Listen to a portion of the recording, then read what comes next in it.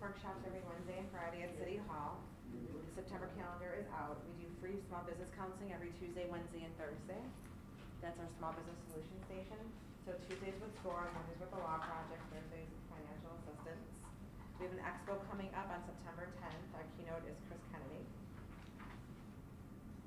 We have our small business certificate program. If you attend 9 classes in 6 months, you're eligible for a small business loan with a private bank. We do not run their rules and regulations on how to get it. It just makes you eligible for their entrepreneurial loan that they have. All of our other information is out here. Silence your cell phones if you can. We are filming. Feel free to ask questions to Barb. They want to make sure you know the standard, like obviously closer to the microphone. Oh, we've done this before. That's what I said. We're I said I can't do a really formal presentation to 2 people. I know. There's 3 people here. Oh no, ours. Oh, he's us too. Oh, damn. Well, this is why we film these kind of workshops, and then you guys do the nice. And you know what? I didn't get my hair and makeup done either. I'm a little disappointed in that.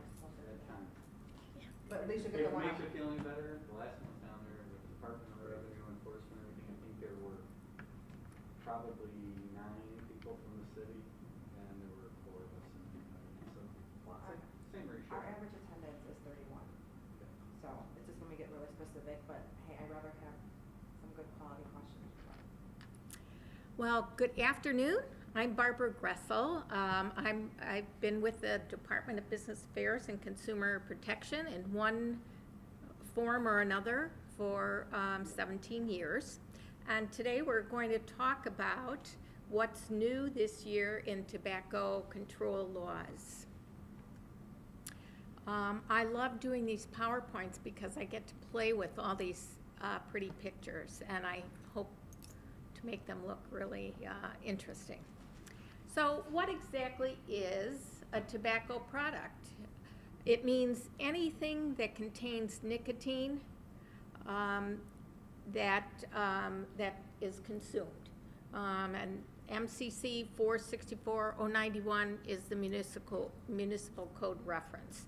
So you can chew it, you can smoke it, you can absorb it, you can dissolve it, you can inhale it, any way that you can ingest it into your body. It's the consumption of tobacco or nicotine.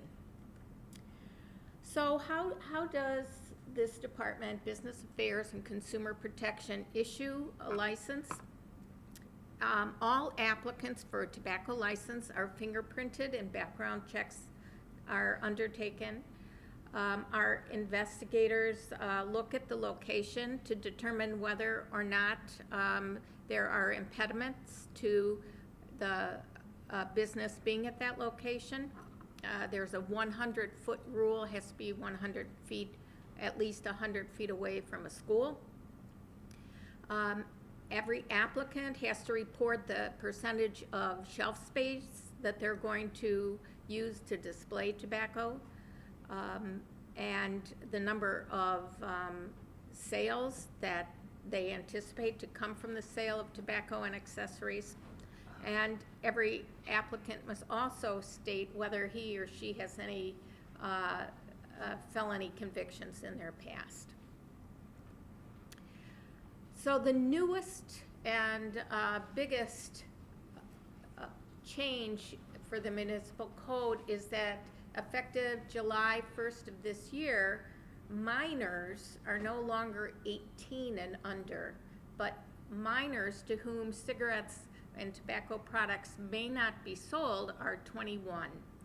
So per the new municipal code, the sale of tobacco products and accessories to anyone under the age of 21 is prohibited. What you may do as a retailer is your employees under, or employees who are age at least 18 to 21, they may still sell the tobacco products. So if you're employing teenagers, that's okay. The new warning sign to minors must be posted in stores, and we have those here on the table for you. So what does this mean? It's illegal to furnish tobacco products to persons under the age of 21. You have to have that sign conspicuously posted in the stores. And please know that our investigators, with the assistance of a youth participant, test every single tobacco store in Chicago each year to determine if a sale is made to minor. Our investigators used youth participants from social service agencies who are anywhere from 16 to 21 years old. And we just had a discussion yesterday. I was a little surprised that the 16 and 17-year-olds that are going out with our investigators are still being sold cigarettes. So the key to remember, to remind your employees, is always ask for an identification. Always ask that person who's coming in and asks for a pack of cigarettes to show you their ID. And let me say that let me go back for a minute and tell you that the fines for selling tobacco to a minor are very steep. For the first time within a 2-year period that a store sells tobacco products to a minor, the fine is $1,000. The second and subsequent events are within a 2-year period are $2,000. And if there are 3 events within a 2-year period, it's your license will be revoked, in addition to the $2,000 fine. So we're not, that's serious, we consider it very serious.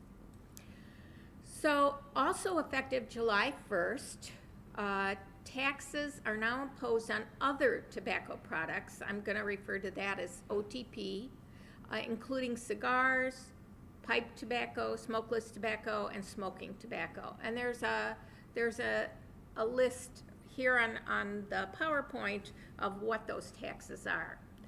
$1.80 per ounce for smoking tobacco, 60 cents per ounce of pipe tobacco, 20 cents for a little cigar, and 20 cents for a larger cigar. Every person, every business owner who is required to collect these new OTP taxes is supposed to keep accurate books and records, which are to be made available to any City of Chicago police officer or Business Affairs and Consumer Protection investigator upon request. Now, I do want to let you know that the city has temporarily deferred the implementation of this tax. You should still keep records, but the tax is deferred pending the outcome of a court challenge. So in other words, a group of merchants came forward and filed a lawsuit against the city challenging that we could impose this tax. So although retailers are not required to pay the tax, they should be aware this is pending and they should keep those records. Now, if the tax on the other tobacco products that I just talked about is invalidated by that court case, there are going to be price floors. This means that the city code is imposing the lowest prices that you can charge for these products. So cigarettes, the lowest charge is $11.50 per package. Little cigars are $11.50 per package. Large cigars are $1.36 each. Non-pipe smoking tobacco, I don't even know what non-pipe smoking tobacco is $11.29 per ounce. Smokeless tobacco is $4.94 per ounce, and pipe tobacco is $4.56 per ounce. By the way, anyone has any questions, please stop me at any time. And if anyone can answer my questions, please let me know too. Also effective this year is a new ordinance, section 4-64-245 of the municipal code. And this allows the city to not renew a tobacco license. Prior to this, anytime your license came up for renewal, you just had to pay for the license fee for the 2-year period, send it in, and you would get a license certificate back as long as you didn't have owe any debt or something like that.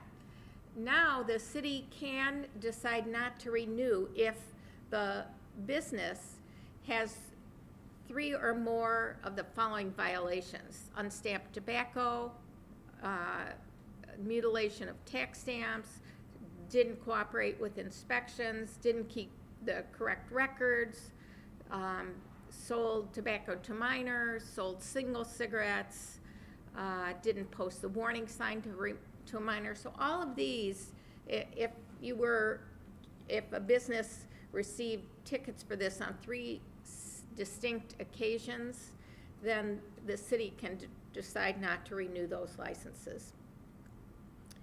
So when we decide not to renew a license, the business will receive a notice of non-renewal at least 45 days before their current license expires.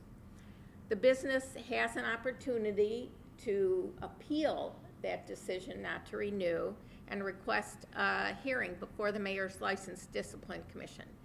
That body sits here in this courtroom. So it looks like, yeah, it sort of looks like a courtroom today. The judge sits here and the parties sit there and the audience sits out here. And during the time of the hearing, the license is not expired.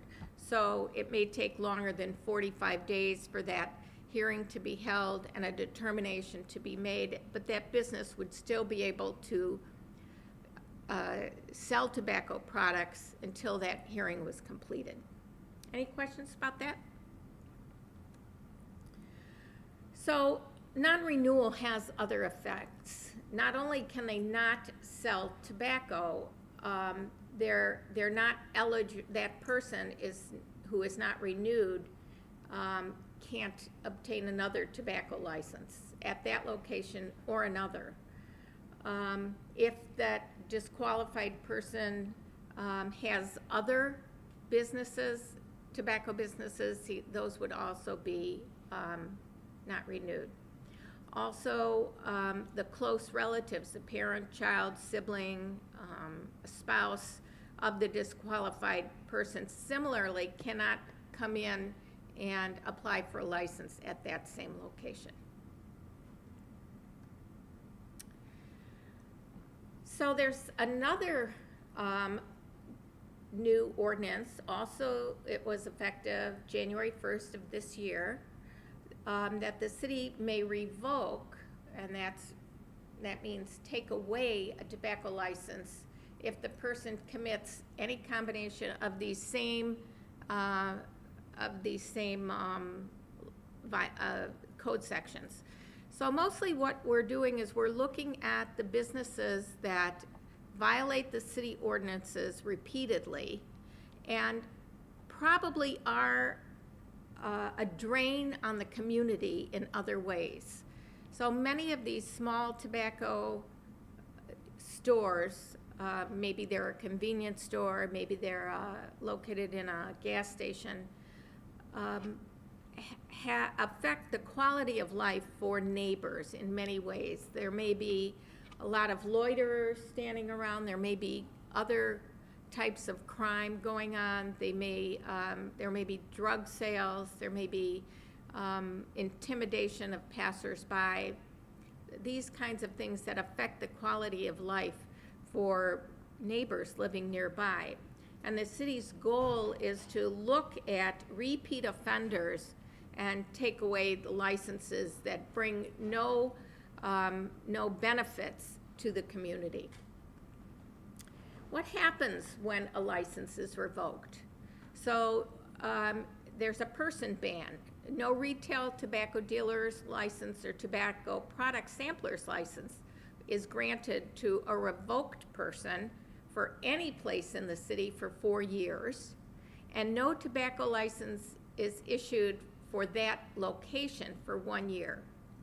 The rationale behind this is that the neighborhood needs a cooling off period. We need to change what's happening at that location, and hopefully a better store, a better operator will come in and bring value to the community. Also this year, the municipal code saw an increase in fines for tobacco violations. As I mentioned,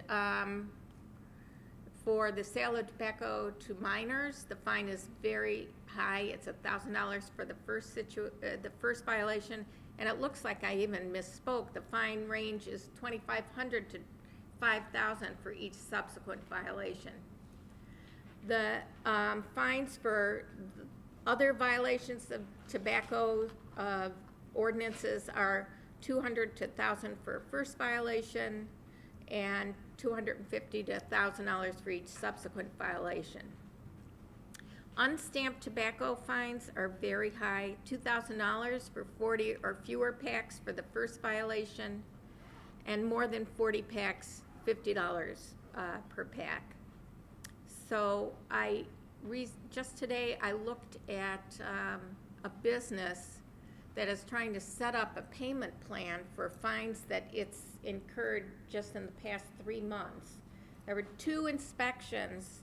One resulted, the inspectors confiscated 198 packs of unstamped cigarettes, and the second investigation confiscated 98 packs of unstamped cigarettes. That business now has imposed fines on it of $27,000. And if the business wants to stay open, it has to find a way to pay these fines. So you may or may not be aware that unstamped cigarettes is really, it's a scourge.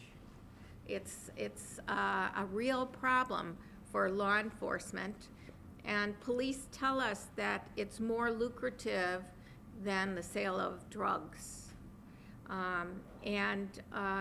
Recently, in fact last year, the Illinois legislature passed a new law that said any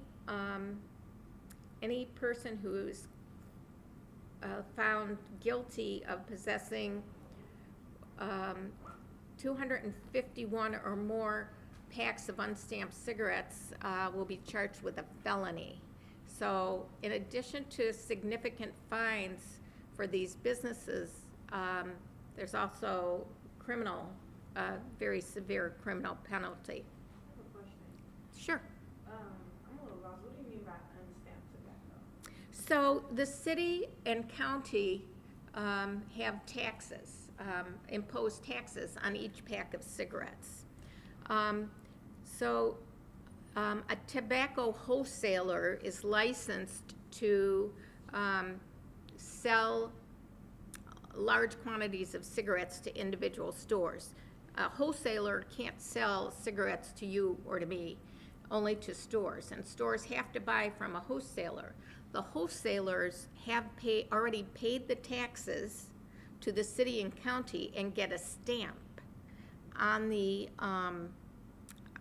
packs of cigarettes. So those taxes add more than $5 to each pack of cigarettes. So if a store can get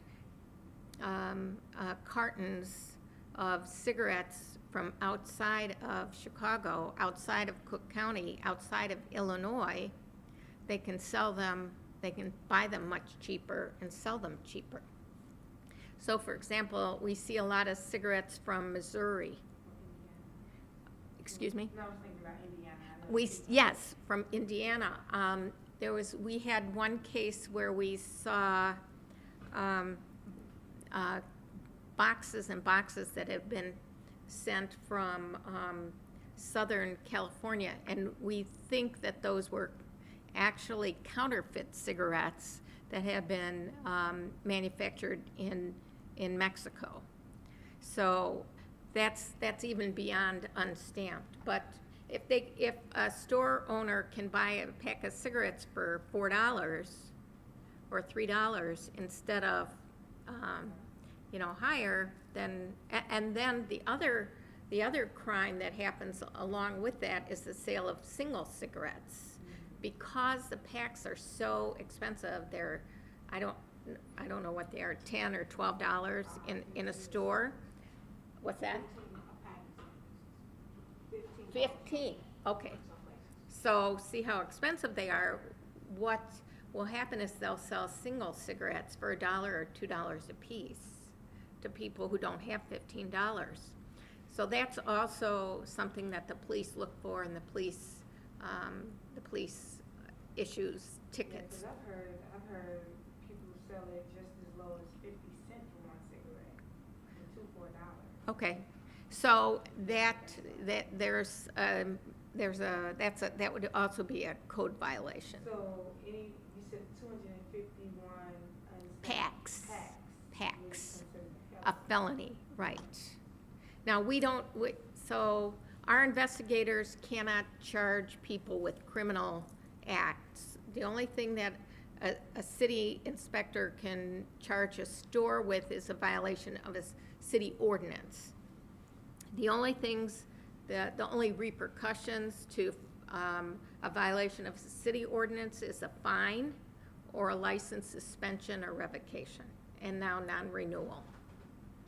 Okay, but so those stamps, the city and county have a combined tax stamp that goes on the cigarette pack, and that our investigators have special pens that can determine whether those are actually real stamps.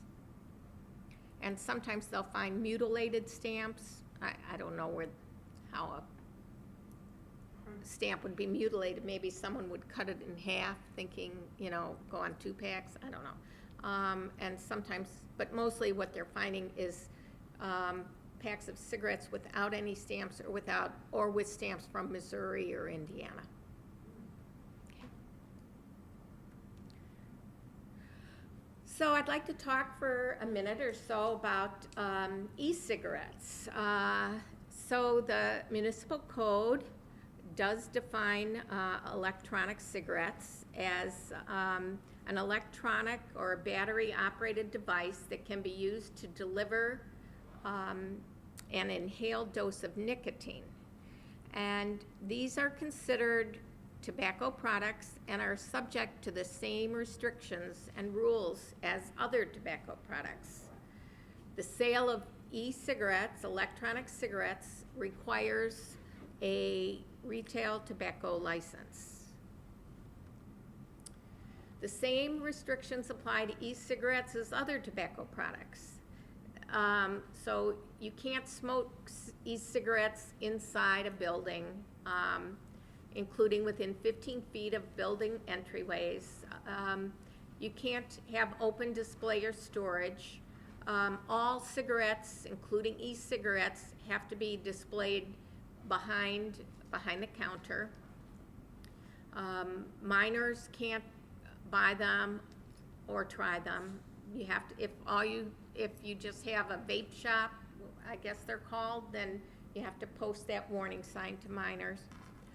You can't sell or deal in e-cigarettes at any place that's located within 100 feet of a building used as a school, a child care facility, or any kind of recreation facility for children. So now, what is a liquid nicotine product tax? First of all, a nicotine product is what's put into those electronic cigarettes, and it contains the nicotine that's used in those electronic things. The tax is imposed by the city at a rate of 80 cents per product unit. Now, a retail tobacco store is a little different than the kinds of neighborhood convenience stores I've been talking about. I think we all are familiar with a Walgreens or a grocery store or a Walmart or somebody that can, I don't think Walmart has cigarettes anymore, but a store that has other products and also sells cigarettes. A retail tobacco store is a store that almost all they sell is tobacco products and tobacco accessories. So what we say, the municipal code defines a retail tobacco store as a place that derives at least 80% of their revenue from the sale of loose tobacco, cigarettes, cigarillos, cigars, pipes, and so forth. And a retail tobacco store, again, as I mentioned, does not include a tobacco department or a section of a larger establishment. So a retail tobacco store won't have any other license. A little convenience store might also have a food or a restaurant or a liquor license in addition to the tobacco. Retail tobacco stores are exempted from other restrictions. So if you're interested in having a retail tobacco store, it's a little bit different from just a tobacco license. So in retail tobacco stores, smoking is allowed under certain circumstances. It has to be a freestanding building. It's only occupied by the tobacco dealer. There's no liquor or food service. And smoke doesn't migrate into other areas like an apartment or something like that. So I'm sure you may have seen a hookah store, for example. Those are individual stores that are not connected to any other store. It wouldn't be, for example, in a strip mall. So a hookah bar is an establishment where patrons share flavored tobacco from communal water pipes while seated at a table or bar. Zoning requires a special use in a business or commercial district. The 100-foot away from a school applies, and smoking is permitted. Is it possible if I can find that PowerPoint? Can I take a picture of this? Sure. Not me, just the PowerPoint. Okay, thank you. So we don't see many tobacco samplers anymore, but there is a license for tobacco sampler. And I think we don't see it very much anymore because cigarettes are so expensive. But a tobacco product sample means a product that's distributed to members of the general public at no cost or at a nominal cost to promote the products. Samplers of e-cigarettes, vape pens, e-hookah, and e-juice must obtain a product sampler license. And again, because minors cannot have any tobacco products, they can't have samples either. Samplers must provide notice to the city, to this department, of the location at which the sampling will be conducted, at least 30 days in advance. An update on it, effective August 8th, it's a federal law, you can't give any kind of free sample. Oh, really? 2 weeks ago. Right, so the only way they can do it now is for a nominal cost, and that has to be within a retail establishment. Okay, did everyone hear this gentleman? He said as of 2 weeks ago, federal law prohibits the free sampling of tobacco products. Promotional products can be handed out for a nominal cost in a tobacco store, correct? Well, in a retail In a environment. retail environment. Right, but there has to be no more. Interesting. If it's free, it's illegal. And the only ones I've seen in the past 5 years, and I can't remember which tobacco company it was they were passing out coupons at a summer festival, which allowed you to go in and buy a pack of cigarettes for $2. Now, that would be permitted because you're paying. Right. But just if it's free, like if it's just for a free pack, you can't do that. Yeah, I don't think anybody's going to do that anymore anyway. So, they do it a lot. Oh, do they really? Okay, good to know. Here in Chicago?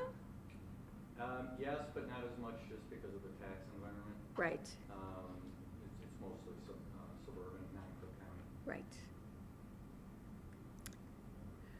So what I did was I went through all of our regulations and I kind of decided to give a reminder of the most important points.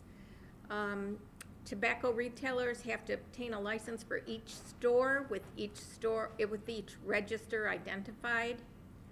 Tobacco products must be purchased only from a licensed City of Chicago wholesale tobacco dealer.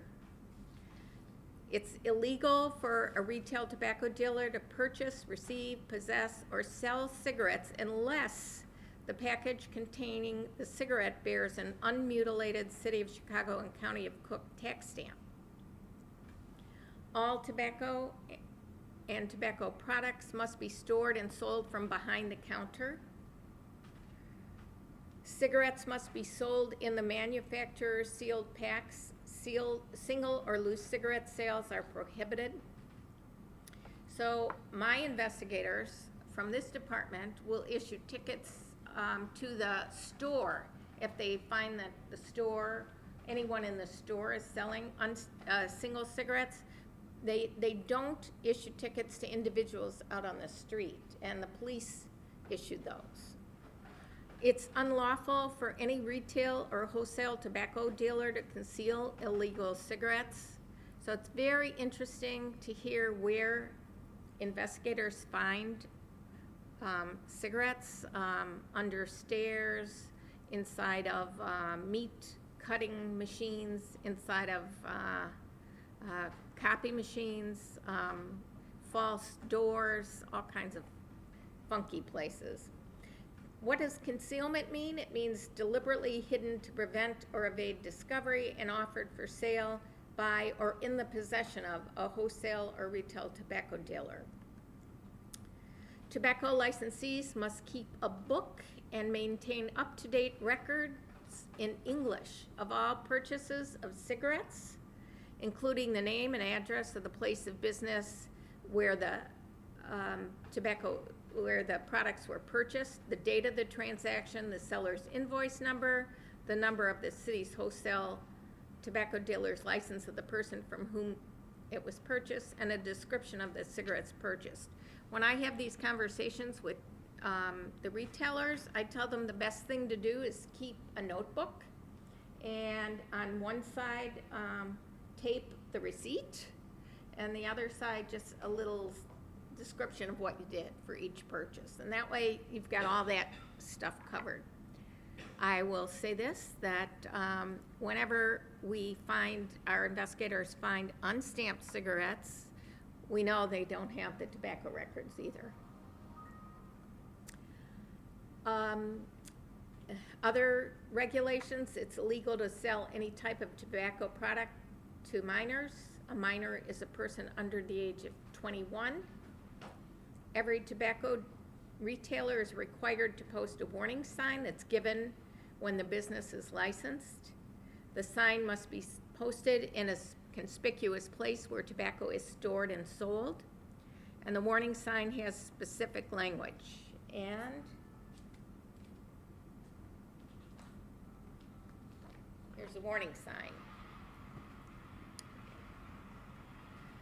Licensees and their agents, the people who work for them, may not close and lock safe doors or other doors when an authorized city investigator or Chicago police officer has identified himself and announced his intention or her intention to inspect the premises for compliance with the law. Licensees and their agents, people who work for them, shall not continue to sell cigarettes and other tobacco products when an authorized city investigator or police officer has identified himself or herself and announced their intention to inspect the premises.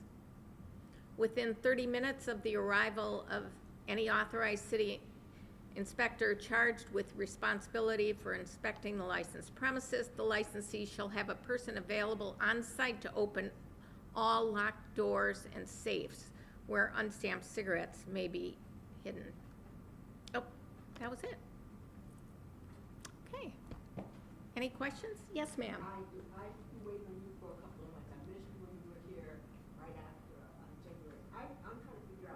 what is illegal about these cigarettes? The store that I go to on Sheridan Road, they told people who purchased the cigarettes there that they were no longer going to be able to sell these because Okay, you're asking me why something is illegal. Could I see it? yeah. This is what they stopped, and this is what they're selling. And I've been trying to figure out stamp or anything like that. Let me see how long I've been holding on to that tight. Just wait a minute. Okay, I have no idea. I can see that there's no city or county stamp on it, but I don't know why it would be, I didn't see one on that one. there, either. no, there isn't.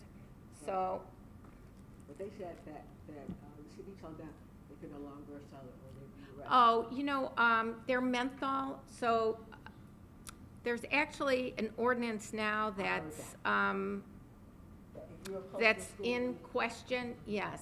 So if you're within 500 feet of a school, you cannot sell any flavored tobacco product, and it's menthol. I'm not talking about that today because that ordinance may be changed, and I don't want to confuse anyone. I can add clarity. This is actually a filtered cigar, it's not a cigarette, so it doesn't require a tax stamp. That's Okay.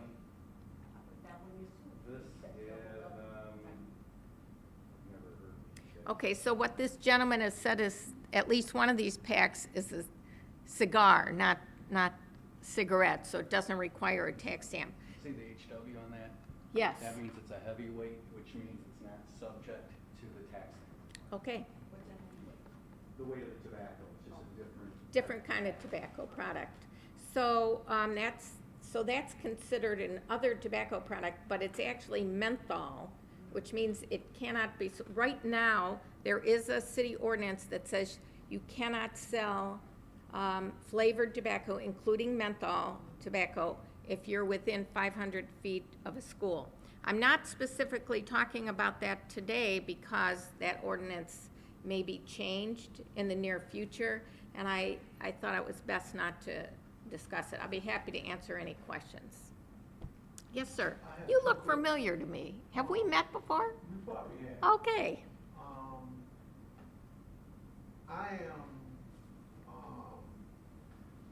I am a distributor of medical marijuana.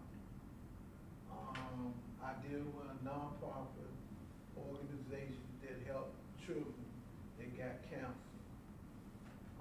It's a special growth of marijuana that's TCP that you don't get high on. Like children that don't like to take their medicine, they got cancer, they got seizures, and they need that certain marijuana to help them taste like candy, some type of edible that children do not like. You know, you can't smoke it, so it's like an oil, and like candy put in oil or certain oil that they take. The reason why I'm asking this question because I got two questions for you. One of the questions is that I know the city alderman hasn't passed the law yet that I can sell it in the city, but Ed Buck and them is working on passing that we can sell it downtown pretty soon. They're waiting to pass that. There's a lot of us waiting for to open up the shop. A lot of stuff that we're gonna be dealing with, like tobacco. I have a connect in Cuba, and right now, the United States is opening up the borders for us to go over there and do trade back and forth. I know that I'm gonna need a special letter for the government to go over there and do business this year. Is the city allowing us to do that? And one thing you brought up, as I know I can't open a dispensary unless it's 1,000 square feet from the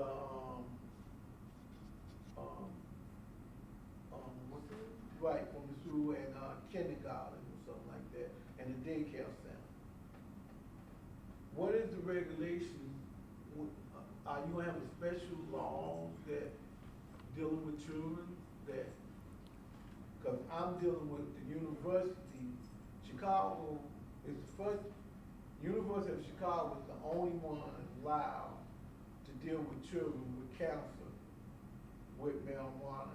Now, So you're asking some questions that are actually outside of the licensing scope of this department. Okay. So, medical marijuana licenses are issued by the state of Illinois. Yes, regulation. It's all regulated by the state. So the city does not have any ordinances about marijuana or medical marijuana, dispensing medical marijuana, and no regulations. So it's really outside the scope of this department. Okay, what about the, a letter to dealing with the tobacco part of it? Cause Cuba is, the United States is allowing us to go in there, they bring down the embargo, while we can do business with Cuba now. And Cuba have, like I just want to specialize in paper, that's tobacco. For all of us to get that from the state, I mean from the government to go over there, we would have to get a special letter from the city. Okay. So again, that would be a distributorship, and that would be outside of the scope of the city's licensing. Either doing with- So I think that would be actually the federal government dealing with had, tobacco, because the- I'm selling tobacco in the city. That's why that's why I figured if it's tobacco, it should cover under that. you can certainly go into room 800 and Okay. speak to a business consultant. If you're, I'm not sure if what you're proposing is that you become a retail tobacco wholesaler. If that's it, then you could get a license for that. But otherwise, it sounds to me what you're dealing with something more on the federal level. And there is a federal, there's a federal tobacco agency. But I would make an appointment with a business consultant. They may be able to steer you in the right direction. Okay. Okay. Thank you. Any other questions? Okay. So I have a question. Yes, ma'am. So if I was thinking about, opening up a hookah lounge or a hookah bar, and is it any way that I can do like more, research for that? Like with all licenses, I might have to get the regulations for it. That's why, with the other slide, I try to. Right. take care of that, but- So, again, you can certainly stop in the Small Business Center, room 800, and make an appointment with I would make an appointment with I lost it. I would make an appointment with a business consultant so that you don't have to wait. And I think the most important thing to remember is you would need a freestanding building, and no food or liquor service there, and you may need a special use, so because where it is very important. Zoning law tells you where in the city you can do certain things, so you wouldn't be able to do it necessarily buy a small house and do it in a small house, because that would be zoned residential. So there's certain areas, the location would be important. And the business consultant would be able to help you with that too. Okay? Any other questions? Well, I want to thank everyone for coming today. One of the things that we have over here are letters on the end of the table that the department sent out to explain what the new laws were for tobacco dealers. So if you have questions about anything I said, you can certainly give us a call or check those letters that we sent out. Thank you.